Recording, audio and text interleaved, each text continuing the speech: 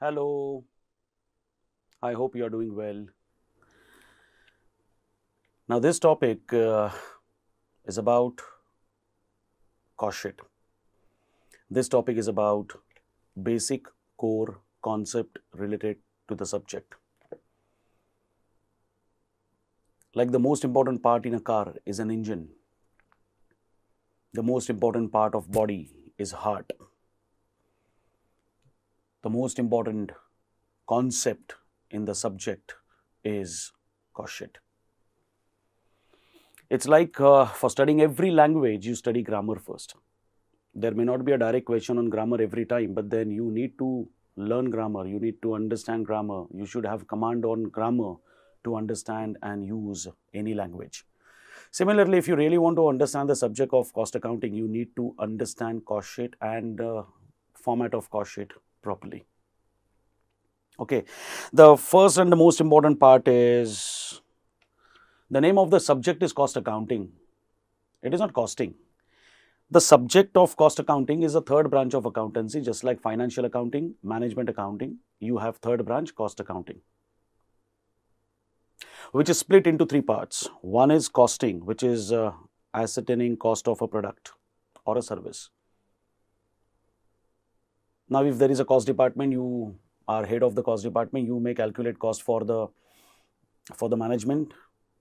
You may calculate cost for the government, you may calculate cost for any financial institution giving loan, that's fine. You will be reporting that to the concerned authority, and that is called as cost reporting. Well, cost reporting part is not there in the syllabus, so we'll not discuss much about it. It basically includes how did you calculate cost, how much is the cost, what was the method used, what was the technique used, what was the data that was taken into consideration, and all those related aspects. Costing means ascertaining cost of a product or a service. The method of calculating cost is costing. So, we call the subject costing. It is not actually costing, it is cost accounting. Subject is cost accounting. Costing is just one part of it.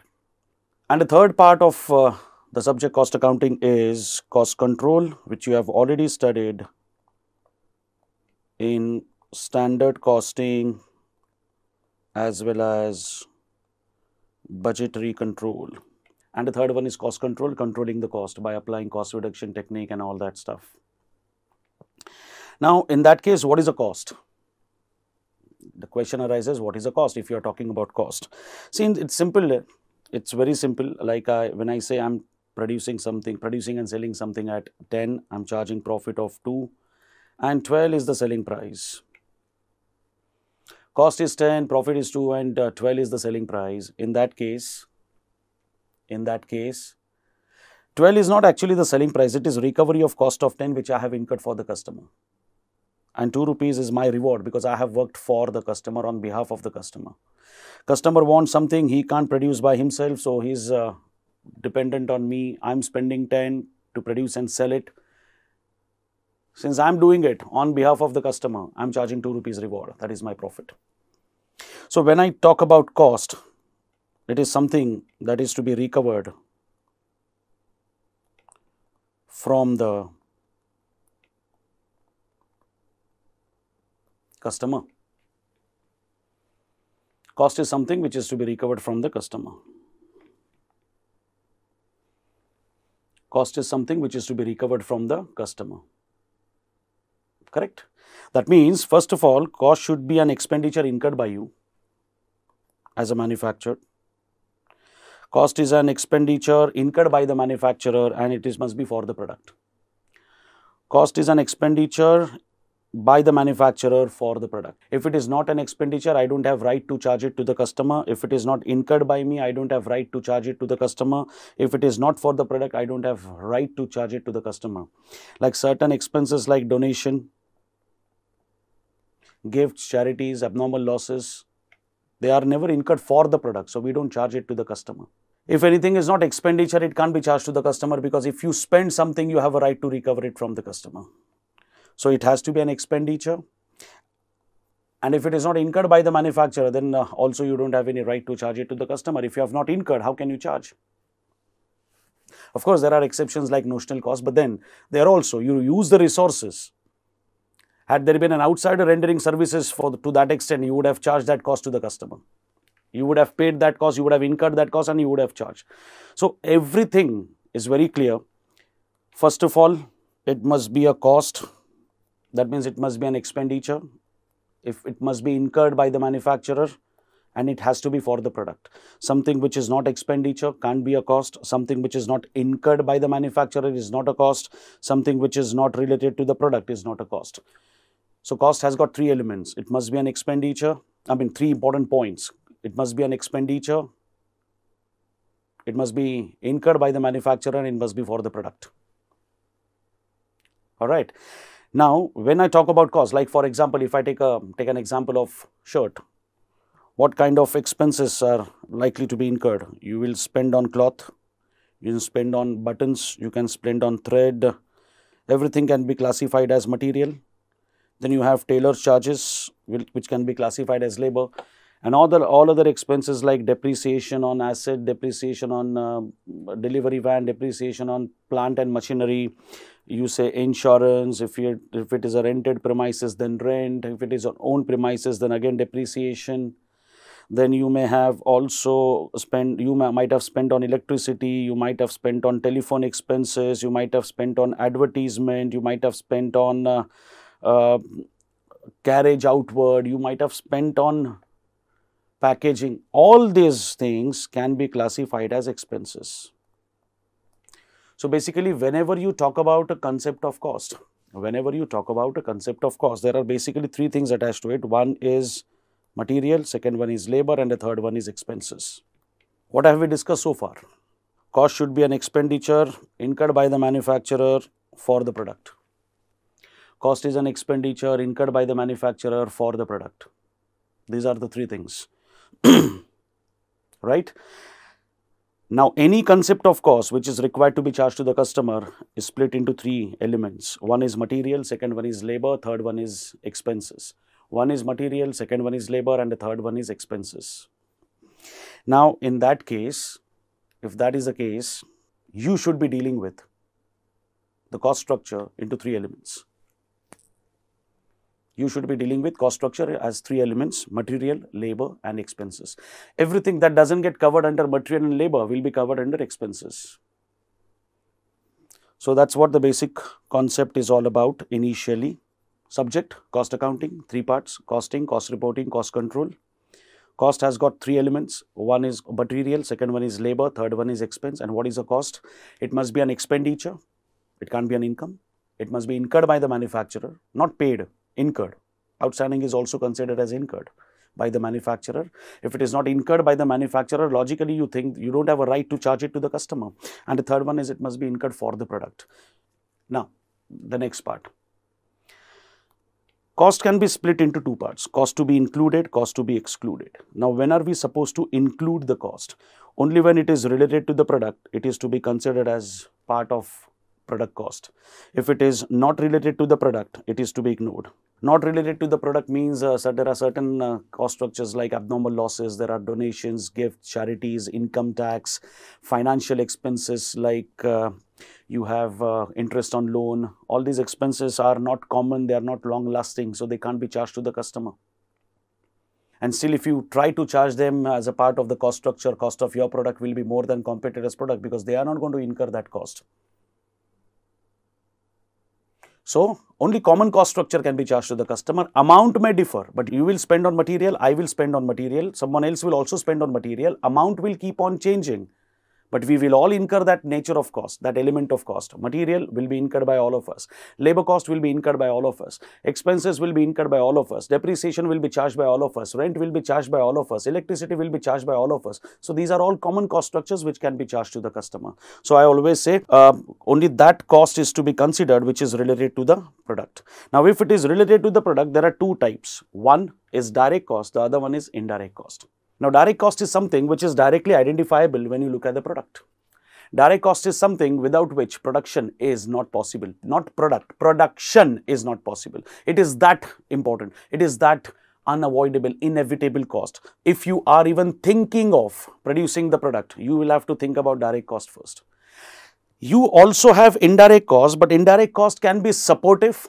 Indirect cost can be supportive or it can be related to other functions of the business which are equally important.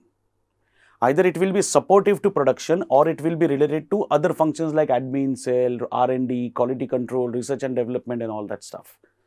So, what is the basic difference between direct and indirect? Direct can be identified, indirect cannot be identified. Like for example, we are standing at a signal, I mean just to cross the road, okay, and we see a bike coming, vroom, gone. Was there petrol in the bike? Certainly yes, we need not go to the bike and open the tank. We could see the bike running, that means there was a petrol inside it. Was the servicing done? Now that question is little tricky. It should have been done, but we are not sure whether it was done or not. It should have been done, but we are not sure whether it is done or not. So, I can always say direct cost is identifiable cost. Servicing is also important for a bike, but we can identify that cost immediately. We can identify that cost just by looking at the product, but petrol can be identified. So, direct, indirect. When I am manufacturing a shirt, my cloth is a direct material for me.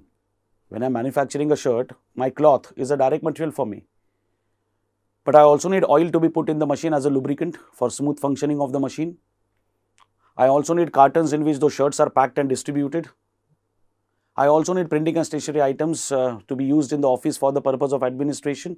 Now, that means there are going to be some cost structures which will be incurred for producing the product exclusively. Without them, production is not possible. So, classify that as direct cost. Other products are other type of materials which are supportive. They are considered as indirect cost.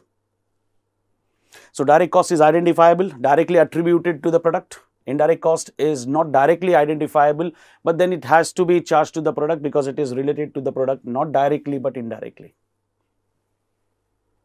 Direct cost is identifiable, indirect cost is unidentifiable. Indirect cost is more of supportive in production or related to other functions like admin, selling, research and development, quality control and all that stuff will be taken care of by indirect cost. But your direct cost structures are absolutely related to production. There is no other objective. Let us understand direct cost in a proper manner. Since your cost has got three elements, material, labor, expenses, if you start talking about direct cost, there will be direct material, direct labor and direct expenses. Cost has got three elements. Material, labor, expenses. Material, labor, expenses.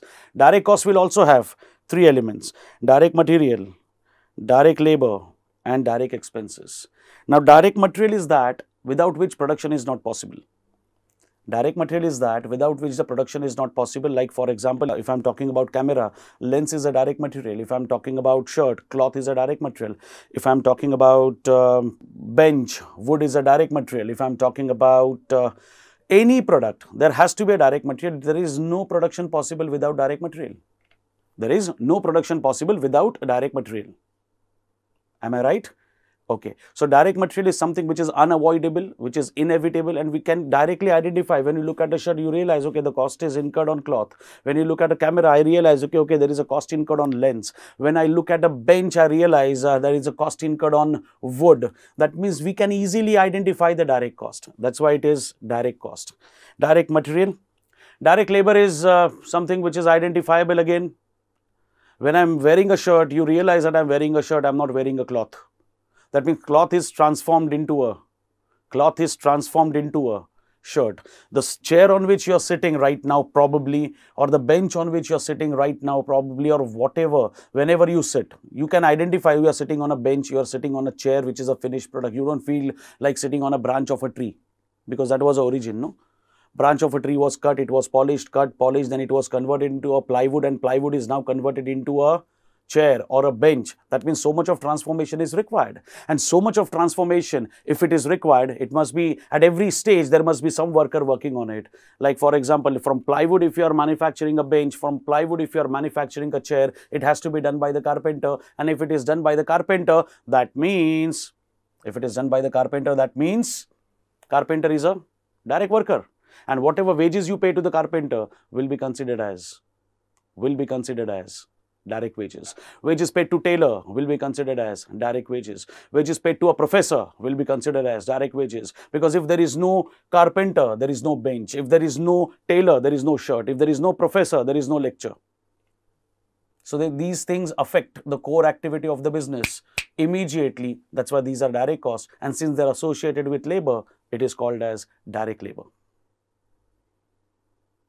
Now, what is direct expenses? See, understand, it is something that is related to the product. Of course, by all means, it has to be related to the product because it is part of cost to be included. Of course, it is related to the product because it is a part of cost to be included. If this is related to the product, it is affecting the production because it is included in direct cost. Direct expense is such an expense, it is that expense which is incurred for the product, and it is not only incurred for the product, but it affects the production of the product. Oh, that means it is a direct cost. Since it is affecting production of a product, it is a direct cost, and since it is a direct cost,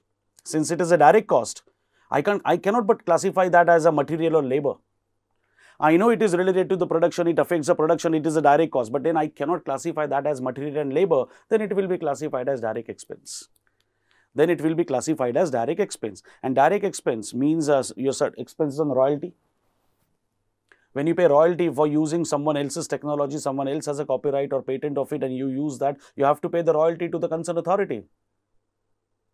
Unless you take the permission, you will not be able to produce the product.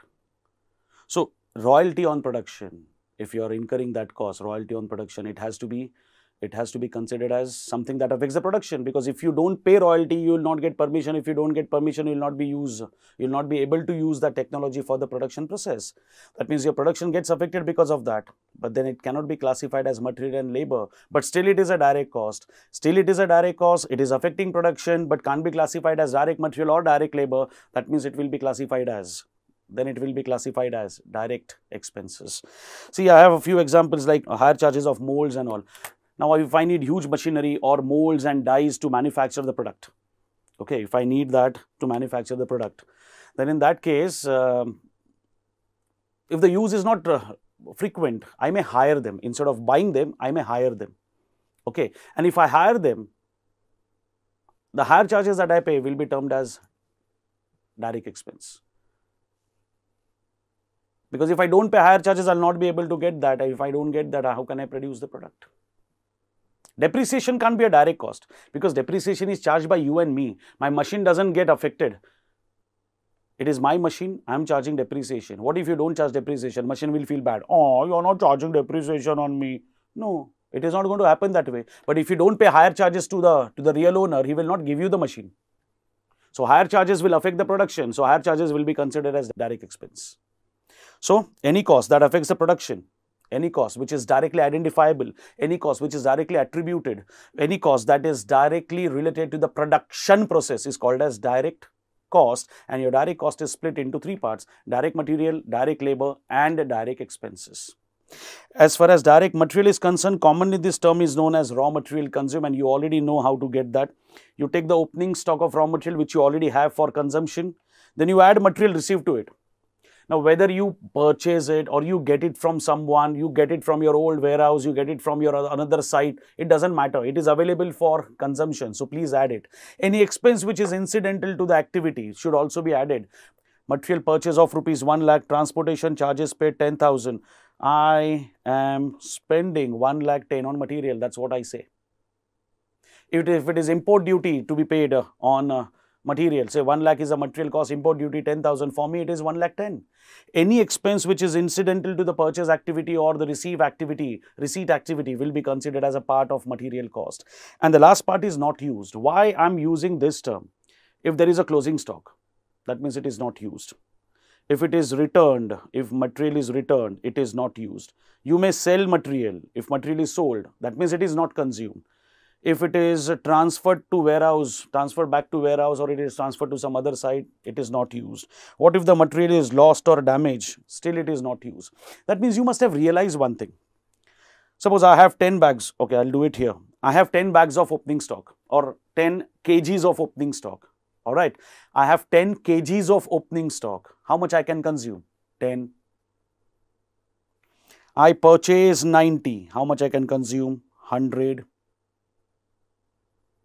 I can consume 100. 40 are transferred from the warehouse. Now I can consume 140. 10 were given to me. 10 were given to me from some other site. Now I can consume 150. So basically, if it is received, it is available for consumption. Okay, out of 150 bags, 10 bags were returned. I can consume 140. Correct? Now 30 bags were destroyed. I can consume 110. 20 batches were transferred back to warehouse. I can consume 90. And I have a closing stock of 5 kgs or bags, whatever we are considering. So basically, out of 90, if 5 are still with me on the last day of the year, that means they are not consumed. So I have consumed only 85. So basically, whether it is returned, whether it is sold, whether it is transferred, whether it is destroyed, whether it is still with me on the last day as closing stock, the simple term is not used, no? So why to remember everything? The simple formula is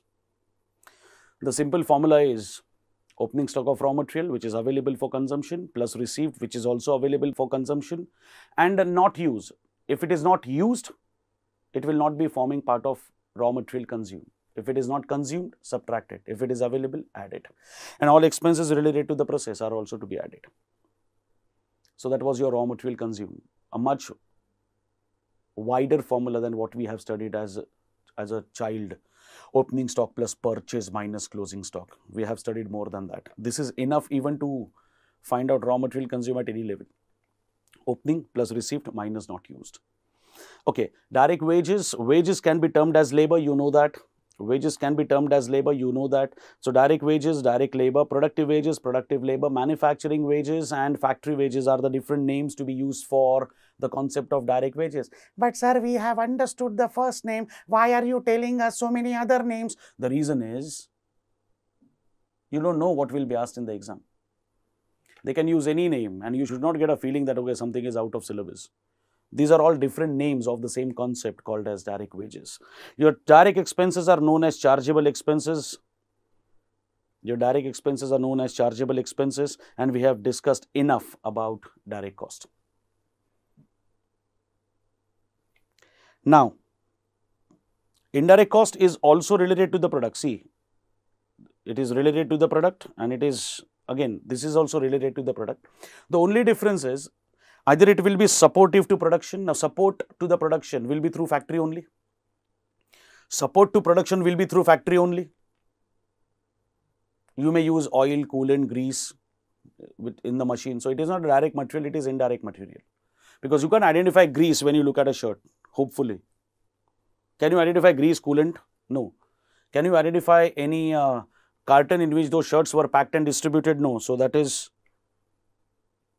indirect material used for the purpose of distribution. That is indirect material used for the purpose of distribution. So, that is also a part of it.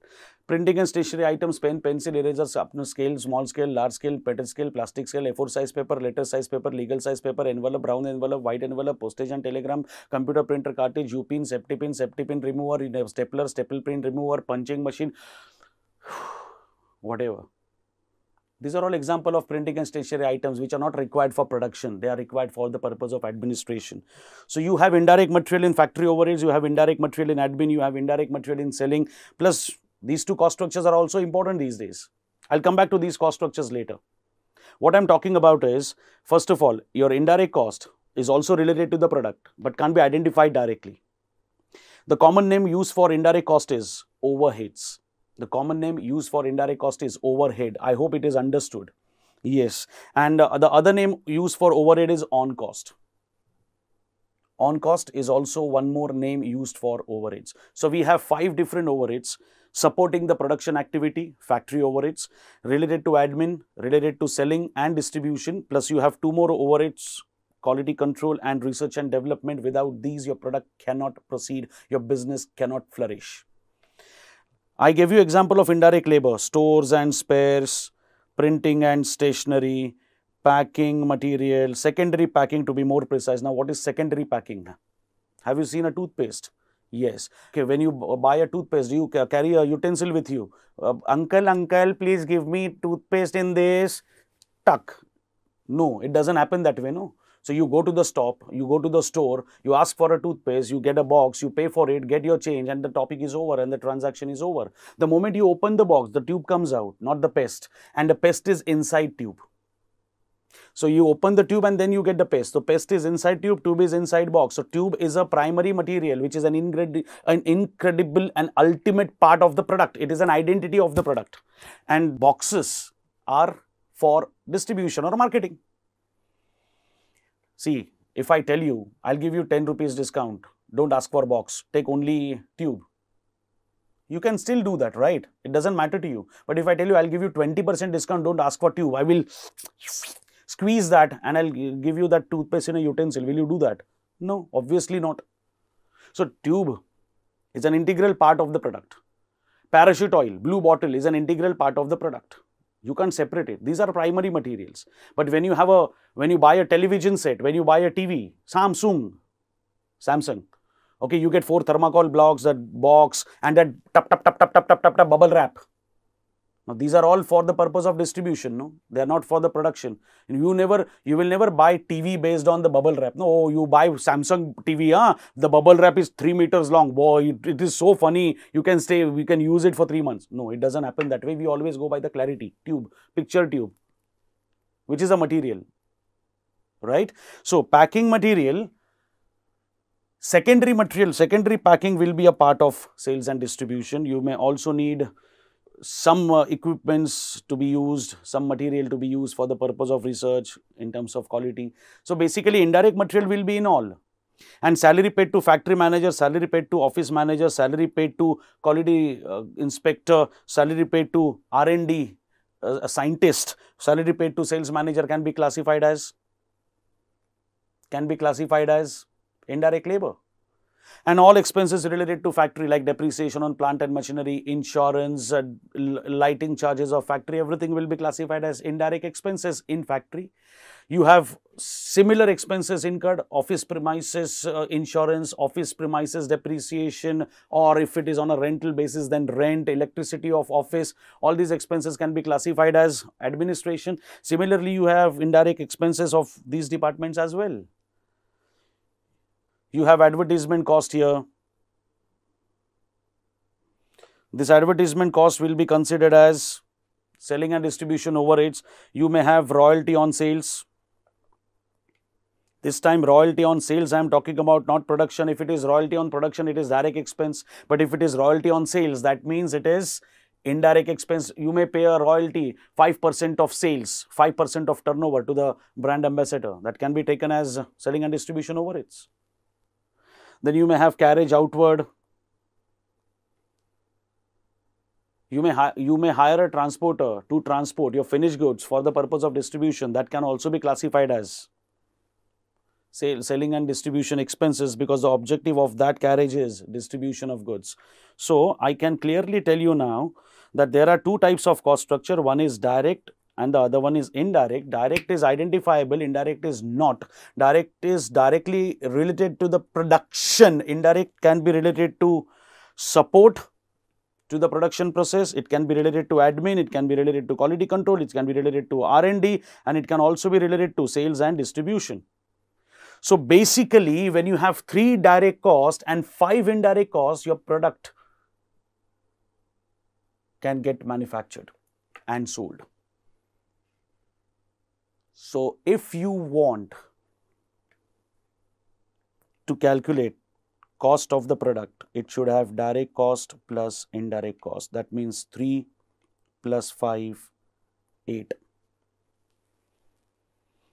3 direct cost, direct material, direct labor, direct expenses, 5 cost structures, factory overhead, admin overhead, quality control, research and development, and selling and distribution. Together give me the final cost structure. In that final cost, if I add profit, I can also decide selling price of the product. So, this is about your cost structure: direct, indirect, 3 direct, 5 indirect. So, in all these questions, in 3 basic questions, we have done valuation of closing stock. We have always said that closing stock of finished goods in the absence of information must be valued at cost of production per unit of the current year. Correct? Because if you are following FIFO method, if you are assuming that FIFO method is followed, your opening stock will always be sold first. And if your opening stock is sold first, that means your current year's closing stock has to be out of current year's cost of production. So, current year's closing stock, current year's cost. What if they don't specify anything about opening stock of finished goods? If current year's closing stock is valued at current year's cost of production, I would say opening stock, which is last year's closing stock, must be valued at cost of production per unit of the previous year. Current year's closing stock, current year's cost. Last year's closing stock, last year's cost. Last year's closing stock is current year's opening stock. Current year's opening stock is at last year's cost. Closing stock, current year's cost. Opening stock, last year's cost. What if you don't have last year's cost of production given? They have to give you, now in last 3 questions, they gave us the opening stock valuation. In last 3 cost structures, they have given us opening stock valuation. Correct? What if they don't have last year's cost of production with them? Now, there is a simple assumption. 1, there was no cost at all. Can't be accepted. Second assumption, there is no change in the current year's and last year's cost structure. Which one is logical? The second one? Then in that case, even your opening stock will be valued at current year's cost of production. Opening stock of finished goods at current year's cost of production if nothing is mentioned under an assumption that cost of current year and cost of last year both are same. You understood this? Closing stock, current year's cost. Opening stock, last year's cost. What if last year's cost is not given? Even opening will be valued at current year's cost of production under an assumption that the cost of current year and last year is the same. You understood this part? Great. Yes. So, in past few questions, we have already seen how to absorb overheads. Whenever we determine selling price of a product, we don't go for actual overheads, we always absorb production overheads. And if at all your absorbed overheads are different from actual overheads, we will come to know that only at the end of the period where we actually find out under over absorption. So, my actual overheads will be considered only at the end of the year. Okay, we consider under over absorption at the end of the year. We get under over absorption at the end of the period. Then how do we treat with it? Because if there is an under absorption, that means it indicates that if you have incurred 10 lakhs, actually you should have absorbed 10 lakhs. If you have incurred 10 lakhs, you should have absorbed 10 lakhs. If you have absorbed 8 lakhs in books of accounts, your profit must be as per 8 lakh rupees. If your cost is down in books, your profit will be inflated profit. If your cost is down in books, your profit will be inflated profit. So, you incur 18 lakhs, you have incurred 10 lakhs, you should have absorbed 10 lakhs. But you absorb 18 lakhs because of the rate which is determined in the beginning of the period. Now, in that case, your cost has gone up in books because of over absorption. That means your profit must have gone down. So, whenever there is under over absorption, there will always be a treatment required to be given. Because if there is under absorption, cost is less, that means profit must have gone up. That means current year's profit is not the actual and true profit. And if cost is more, if it is over absorption, cost is more, cost has gone up, that means profit must have gone down. So, how do we deal with it?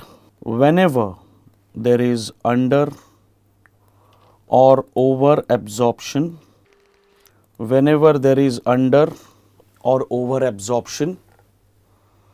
it can be of 2 types. Either the figure will be significant or the figure will be insignificant. Either the figure will be significant or the figure will be insignificant.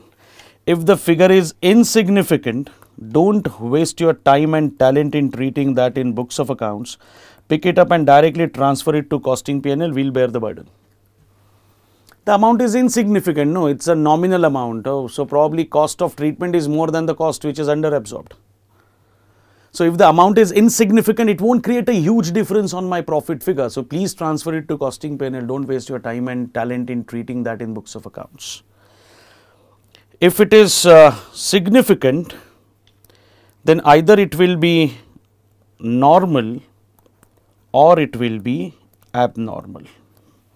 Now, how would you decide that it is abnormal? They will give you several reasons, like failure or inefficiency of management. Sometimes there is lack of planning. You may end up planning a different overhead figure. Your budgeted overheads were wrong. If your budgeted overheads are wrong, that means your absorption rate is also incorrect. Sometimes there is a planning, but instead of effective, there is a defective planning. Now, when you read all these reasons, you realize that these are not happening with the competitors. This must have not happened with the competitor. This must have happened only in your case. Now, in that case, if it is happening only in your case, your competitors are not getting affected because of it, then you cannot charge it to the customer. You bear the burden by transferring it to costing P&L. You bear the burden by transferring it to costing P&L. Do not transfer it to the customer. But if it is normal, then you have two options.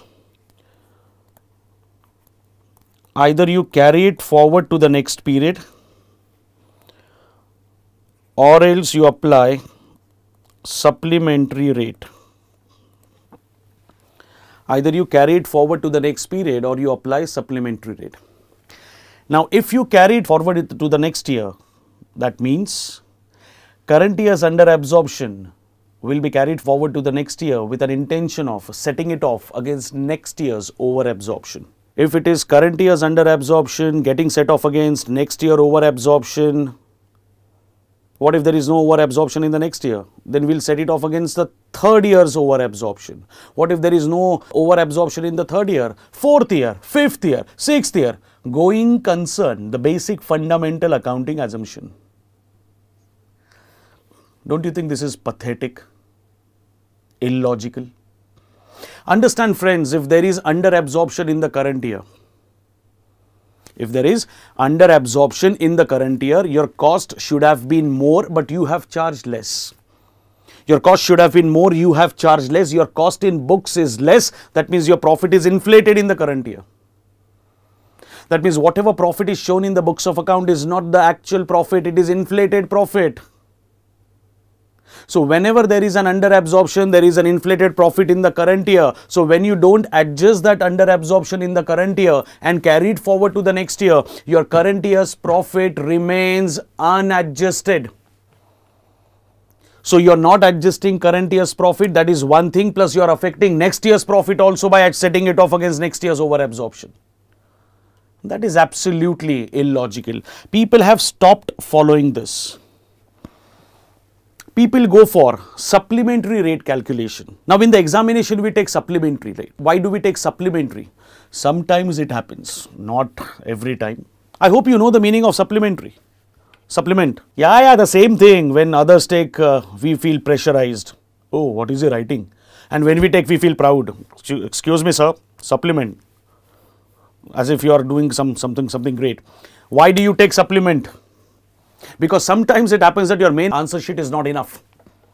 Sometimes it may so happen that your main answer sheet is not enough to write. You know much more than that. So you need additional answer sheet, which is supplement.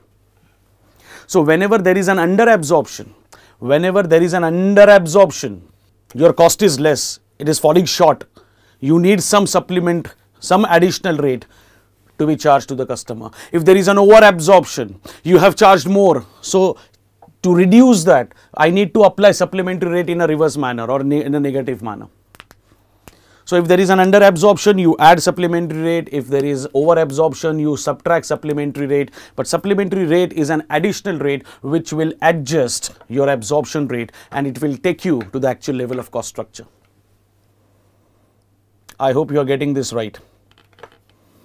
So if there is an adjustment through supplementary rate, there is a threefold effect. One is through cost of sales account, other one is through finished goods account, and the third one is through work in progress account. Cost of sales account effect is restricted to quantity sold, finished goods is restricted to closing stock of finished goods, and as the name suggests, your WIP account will take care of work in progress. So this is a treatment for under over absorption which you need to study. Under over absorption, if it is insignificant, please transfer it to costing P&L. If it is significant, then there are two possibilities. One, either it can be a normal one or it can be an abnormal one. If it is an abnormal one, please charge it to the customer, because you can't make to your customer. You can't charge it to the customer because your customer is not responsible for that. And secondly, your competitors are not going through that problem. So please transfer abnormal under over absorption to the customer. To costing P&L. Charge your under over absorption which is abnormal to costing P&L. You bear the burden. If it is normal, then there are two situations, two treatments. One is I can carry it forward and set off against the next year's under over absorption. But in that process, I keep my current year's profit unadjusted, which is a major problem for us. So the recent most and the most logical treatment is apply supplementary rate. You find out supplementary rate, add it to the cost structure. You find out supplementary rate, add it to the cost structure. If there is under absorption, cost is less. Or else you find out supplementary rate and reduce it from the cost. If it is over absorption, cost is more. But see to it, your cost structure is lifted up or your cost structure is brought down in case of under and over absorption, so that even the profit will be adjusted in a right manner. Now, we will be definitely solving questions based on this, and I'll discuss practically why we are doing this. But that will be directly explained in the question because we need data for that. So, after studying all these methods, you must be having a question. If we have so many different methods, which method exactly are we supposed to follow? Now understand friends, it's a very simple and it is absolutely very clear understanding. As far as method is concerned,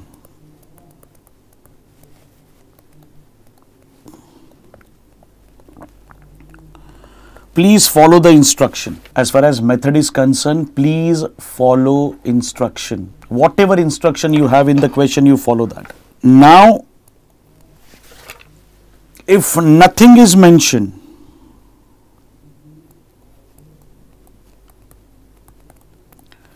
if nothing is specified, if nothing is specified, your first priority should be sales value at split off point. If nothing is specified, this is your priority. This is the most logical method. If nothing is mentioned, sales value at split off point is the most logical method. See, understand one thing, I'm not concerned with further processing. Whether I'm processing these products further, whether I'm not processing this product further, doesn't matter. It absolutely doesn't matter. What matters to me is whether at split off point there is a sellability or not. So if my products have sellability at split off point, why should I rely on anything else?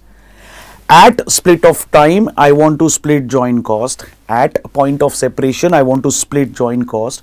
So value at split off point is the only relevant value for me. If you don't have no sellability at split off point, If you don't have sellability at split off point, then you should go for either reverse or NRV. Now for reverse method, there are requisites. You must have information about profit. You must have information about selling and admin overheads. If you don't have admin and selling and profit, then NRV will be followed. If you have selling, admin and profit,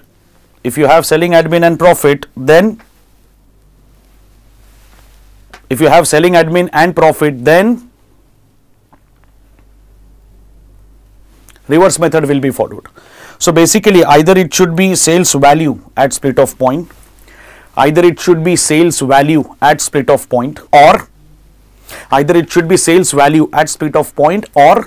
you should either go for reverse or NRV. That depends on the information available. If you have profit, selling, admin, go for reverse. If you don't have profit, selling, admin, go for NRV and find out in reverse direction how much is the value as on today. Remember friends, there is no actual value as on today. It will be an assumed value as on today at split off point. So either you go for the real value at split off point or you assume some value at split off point by reverse and NRV method. I hope this part is clear. Now we are ready to start with questions. There is one more method left. There is one more method which is kept pending, which I will be directly discussing in the questions. In these questions, I will not be doing that method right now. Okay. So after basic theory, after your different methods, I have also covered which method to be followed exactly and how. Okay. So let's get started with questions now. So since we have completed the whole topic, I just want you to get some summary sort of thing of the whole topic. My first segment was first year's accounting.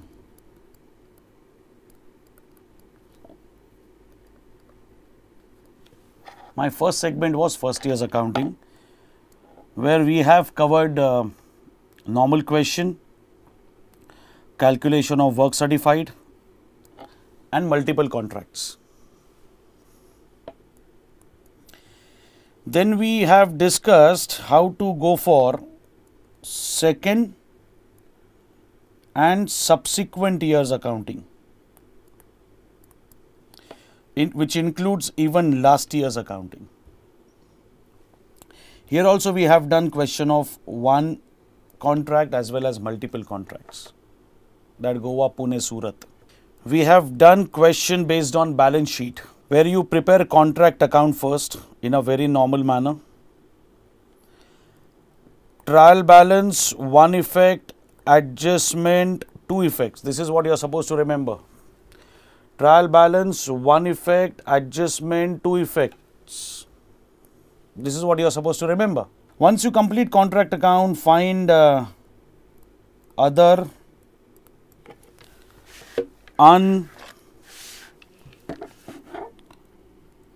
unrecorded items and write it down.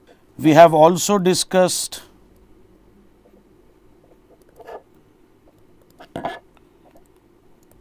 escalation claim, and we have discussed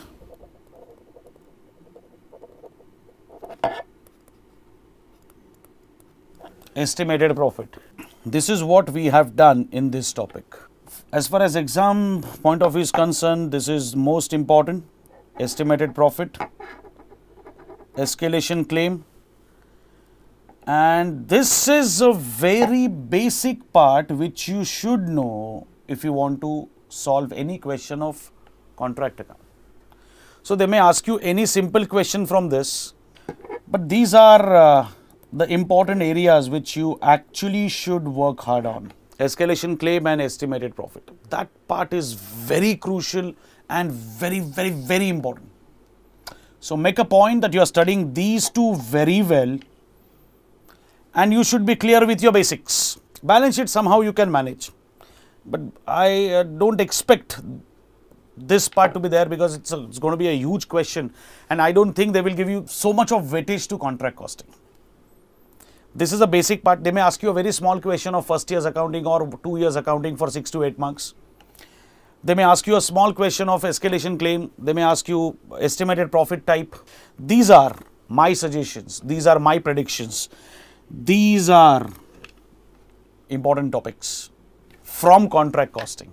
And of course, as I told you, you can't skip this because unless you know basic accounting of first year and second year, you can't actually go ahead. So please bank on this and all the best.